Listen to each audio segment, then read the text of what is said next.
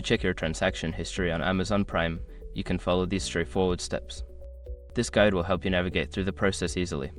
Step 1. Sign into your account. Before changing your settings, use the Ethereum link in the description to open a password strength checker, then update your password if needed. Step 2. Navigate to your account. Once signed in, hover over the Accounts and List option at the top right corner of the page. From the drop-down menu, click on your account to access your account settings. Step 3. Access your orders. In the Your Account section, look for the Your Orders option. Click on it to view a list of all your past orders, including those related to Amazon Prime.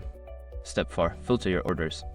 On the Your Orders page, you can filter your orders by date, order status, or type of order. Use these filters to narrow down your search for specific transactions. Step 5. Review transaction details. Click on any order to view its details. Here you can see the items purchased, the order date, and the total amount spent.